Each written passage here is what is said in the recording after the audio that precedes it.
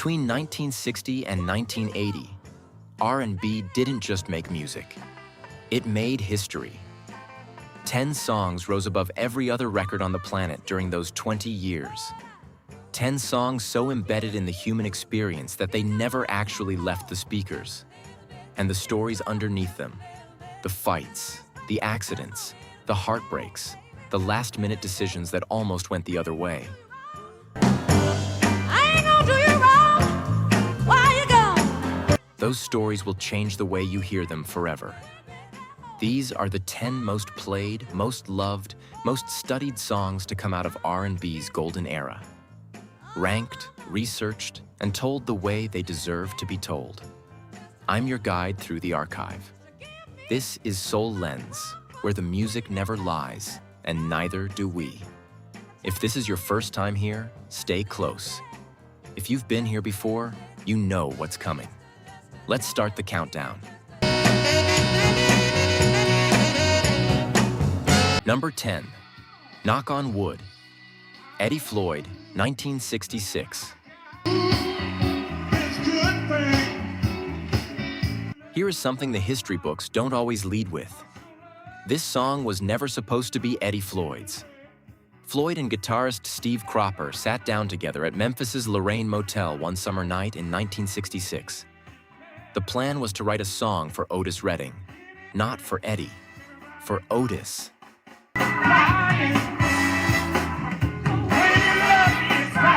A storm was rolling in outside, lightning cracking across the Tennessee sky.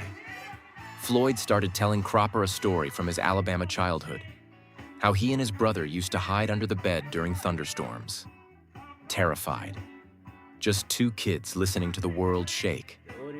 Cropper heard that image and something locked in. He turned those Alabama storms into a line that has lived in music ever since.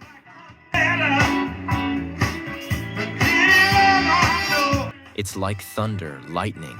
The way you love me is frightening. The whole song came together in one night. The horn lines were written at 2 a.m. The session was booked for first light, and then Stax Records boss Jim Stewart heard it and said no. Too close to another hit. He wanted nothing to do with it. But promotions director Al Bell believed in that record the way you believe in something before anyone else does. He personally drove it to radio stations in Washington, D.C. and Baltimore, station by station, DJ by DJ, and it caught.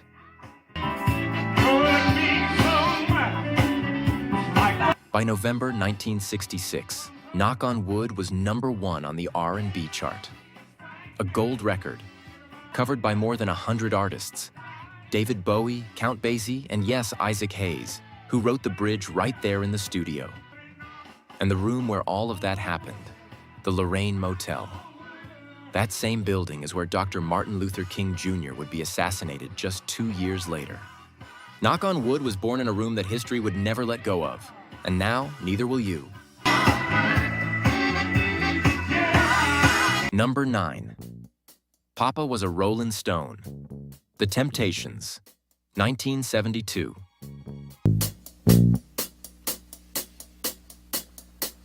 This is one of the most dramatic studio standoffs in the entire history of Motown.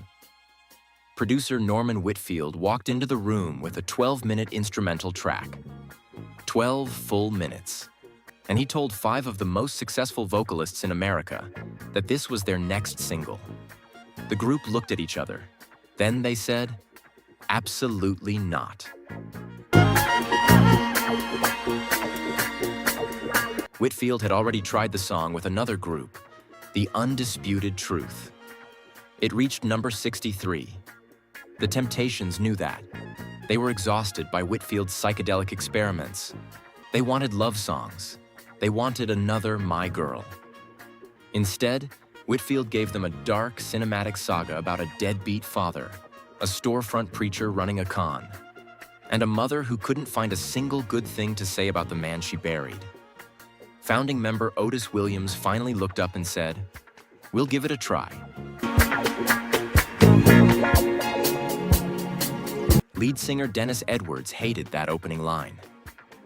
It was the 3rd of September. That day I'll always remember, because that was the day that my daddy died. Edwards believed his own father had died on September 3rd. He thought Whitfield had written it to provoke him personally.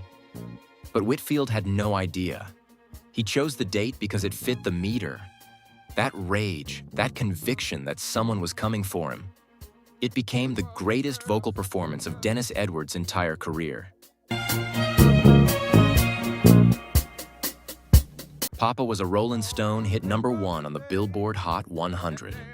Won 3 Grammy Awards in 1973. It was the last big hit ever recorded in Motown's legendary Studio A in Detroit.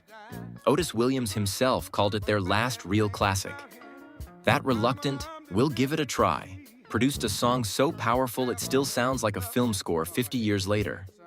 And that is number 9. You tell me the truth. Mama just... If you love real R&B history, the stories behind the legends, the near misses, the accidents that became masterpieces, subscribe to Soul Lens and join the archive. New episodes every week. Now, number 8. I'm saying that Papa had 3 outside children and another wife. Number 8. When a Man Loves a Woman. Percy Sledge, 1966.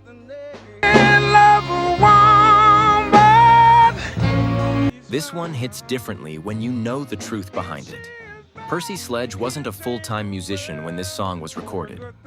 He was a hospital orderly in Sheffield, Alabama, singing to patients in the wards to lift their spirits, moonlighting on weekends with a local band called the Esquires. Turning back on his best friend if he put her down. The woman who inspired this song was named Liz King, his girlfriend of 3 years, and she left him. She left him for a modeling career in Los Angeles. Percy had just lost his construction job. No money to go after her. No way to fight for what he had. So he did the only thing he could. One night during a gig, he stepped up to the microphone, asked his bandmates to play a slow blues behind him, and improvised a song from the bottom of his soul. The original title was, "Why Did You Leave Me, Baby?" DJ Quinn Ivy heard it and told Percy the melody was special, but he needed to flip the emotion. Instead of begging for someone back, Ivy said, "Sing about what being in love costs a man, what it takes from him, what he gives up." They recorded it, shipped the tape to Atlantic Records producer Jerry Wexler in New York.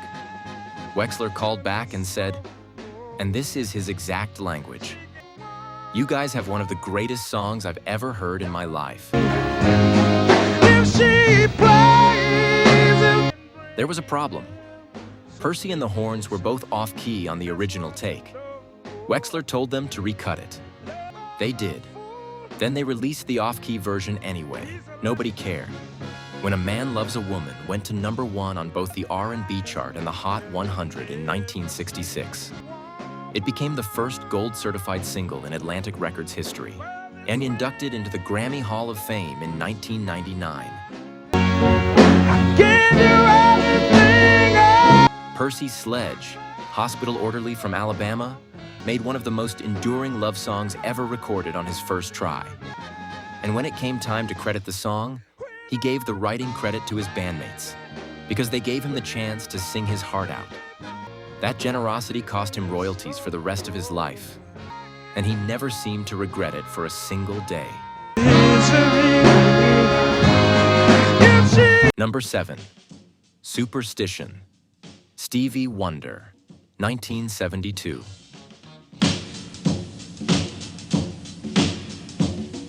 Here is a fact that will stop you cold. Superstition was never meant for Stevie Wonder. He wrote it for someone else. Jeff Beck, one of the most gifted rock guitarists who ever lived, had been brought in to play on Stevie's album Talking Book. The arrangement was simple. Jeff plays on the record. Stevie writes him a song in return. A gentleman's agreement between 2 artists at the top of their game.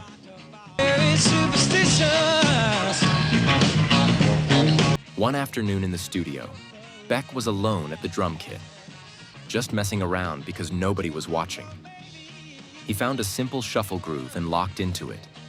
Stevie Wonder walked back into the room, heard what Beck was playing, and said one thing: "Don't stop." Beck protested he couldn't really play drums. Stevie kept urging him on.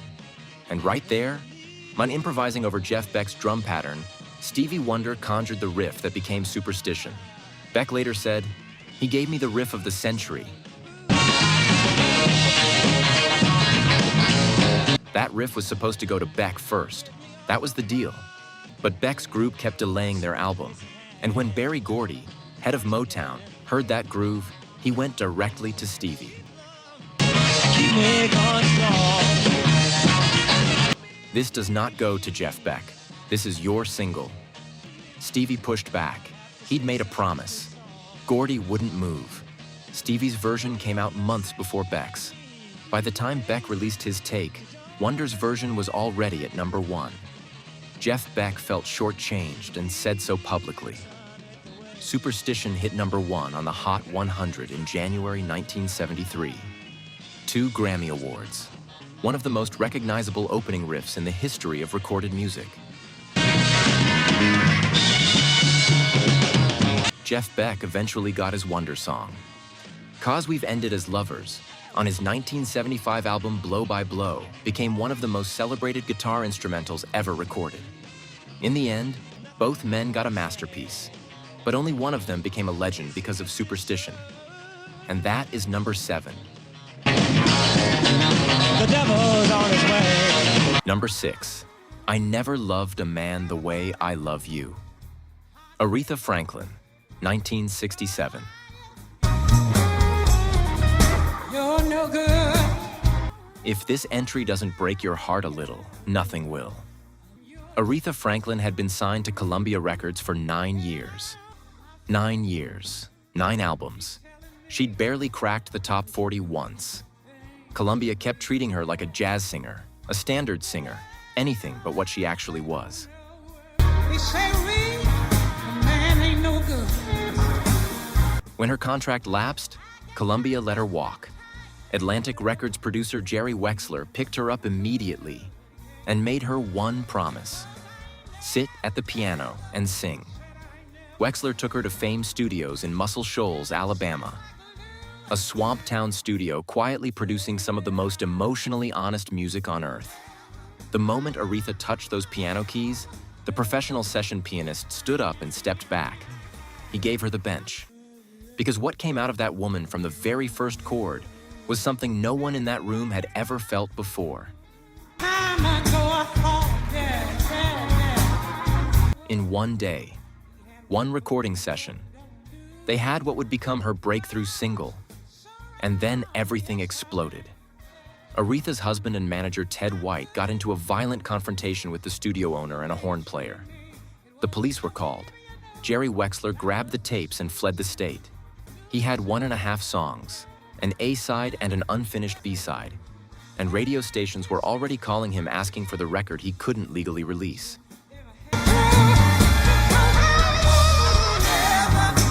10 nervous days later, Aretha called him. She agreed to finish the session in New York. I Never Loved a Man, The Way I Love You went to #1 on the R&B chart. The album that followed went gold and hit #2 pop. That chaotic one-day Alabama session is what broke Aretha Franklin into the world as the Queen of Soul.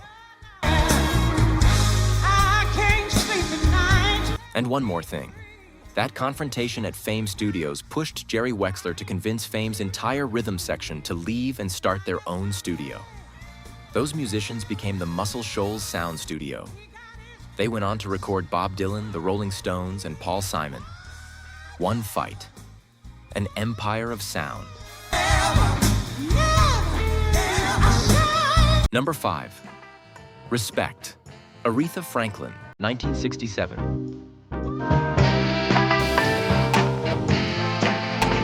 This one belongs on its own planet. And to understand why, you have to go back to where it started. Respect was written by Otis Redding in 1965. He wrote it as a working man's demand. A husband coming home from hard labor asking for what he had earned. Otis loved that song, said it had a better groove than anything he'd ever cut. His version reached #35. For 2 years, it was his song.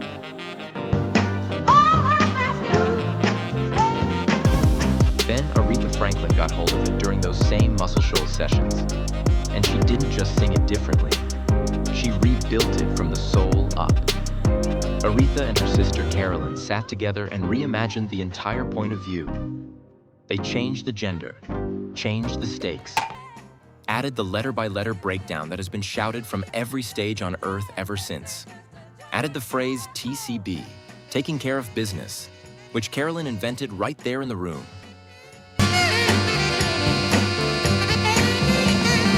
What had been a man's plea became a woman's declaration. When engineer Tom Dowd walked into the studio that day and asked what they were working on, Aretha just started singing it to him. Dowd said, "I know that song. I made it with Otis Redding 3 years ago." He had no idea what he was about to witness. Respect was released in April 1967. It went to #1 on the R&B chart and the pop chart simultaneously. Won Aretha 2 Grammy Awards. It became the anthem of the civil rights movement, the women's liberation movement, the anthem of anyone who had ever been overlooked and decided that enough was enough. And Otis Redding, the man who wrote it, heard Aretha's version and reportedly said, with what sounded like genuine amazement, "That little girl done took my song away from me." Rolling Stone magazine eventually ranked Aretha's version the #1 greatest song of all time. Otis Redding's original, a footnote. Otis died in a plane crash just 8 months after Aretha's version dropped. He lived just long enough to hear his best song become someone else's signature. Somewhere in that, there is both loss and a kind of beauty. Otis Redding gave the world something he never knew it needed this badly.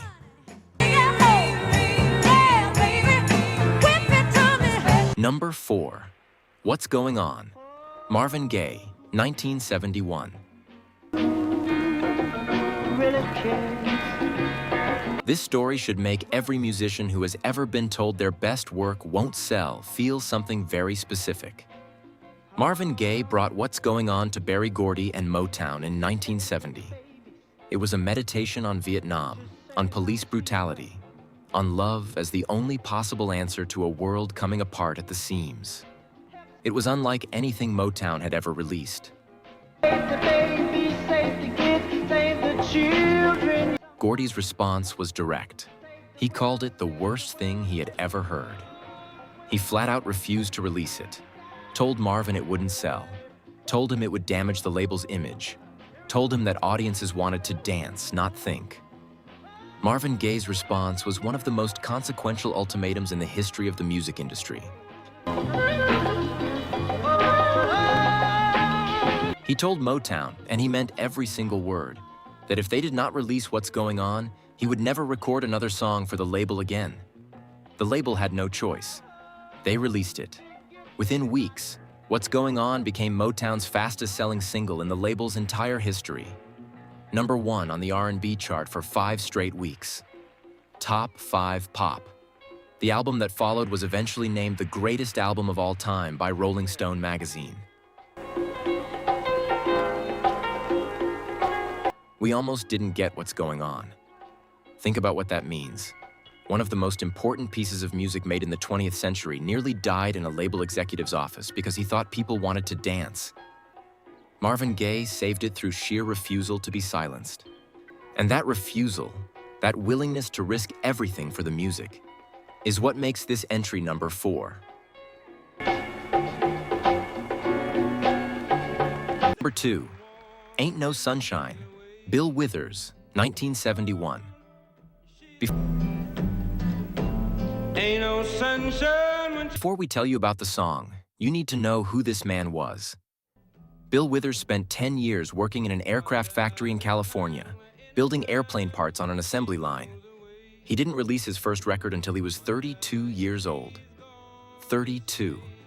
Most artists are either fading or at their commercial peak by then. Bill Withers was still waiting to begin.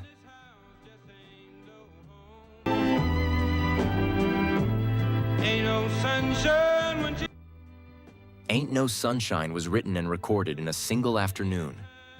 And the most recognizable moment in the entire song, that sequence where Bill repeats, "I know, I know, I know" 26 times in a row, was literally a placeholder.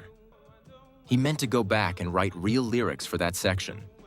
His producer, the legendary Booker T. Jones, told him to replace it. Bill Withers listened carefully to Booker T. Jones, and then he went and kept it exactly as it was. Shine when she's gone. 26 repetitions of 3 words. One of the most emotionally devastating moments in the history of recorded music. A placeholder that became a masterpiece because one man trusted his gut over a legend's advice.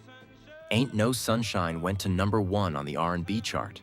Won Bill Withers a Grammy Award for Best R&B Song in 1972. One of the most sampled, most covered, most felt songs in the history of the format.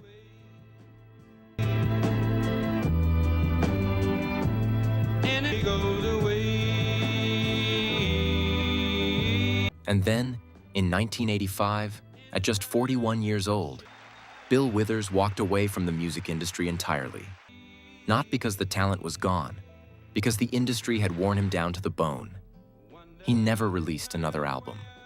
For 30 years, Bill Withers lived quietly while the world played his music at weddings, at funerals, during every crisis that needed comfort. He gave one major interview before he passed in 2020, said he was happy, said he didn't regret a thing. Ain't no sunshine when she's gone. But you have to ask, what songs didn't we get? What was still inside him when he decided that enough was enough? Some of us know exactly what it costs to walk away from something you love because staying hurts more. Bill Withers knew it too. #1, Sitting On. The Dock of the Bay. Otis Redding, 1968. Morning sun, I'll be sitting when...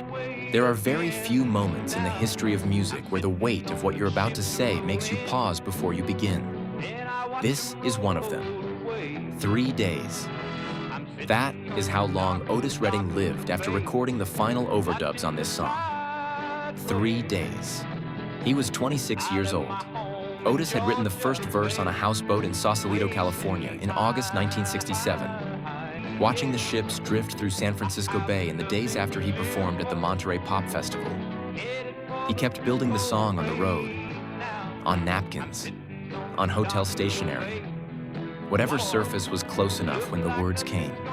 I'm sitting on the dock of the bay, waiting. He told his wife he was trying to change his style, trying to do something quieter, something that sat still instead of burned.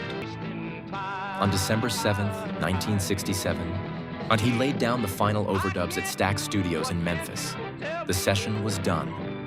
That whistling at the end of the track, the part everyone knows, was a placeholder. He planned to come back and record real lyrics for that section when he had time. Those 2,000 miles I roam. He didn't have time. 3 days later, December 10th, 1967, his private plane went down into Lake Monona in Wisconsin. Otis Redding and 4 members of his band were killed. He was 26 years old. Dock of the Bay was released in January 1968. It went to #1 on both the R&B and pop charts simultaneously. The first posthumous #1 single in the history of the American charts. 4 million copies sold worldwide. 2 Grammy Awards. And that whistling, that unfinished placeholder, that goodbye he didn't know he was saying. Dock of the bay, watching the tide. It became one of the most recognized sounds in all of soul music. An accident, a ghost note, the most complete thing Otis Redding ever left us. He sat on that dock and watched the tide roll away. And somehow, in not finishing that song, he finished it perfectly. To live for, looks like nothing's gonna come my way.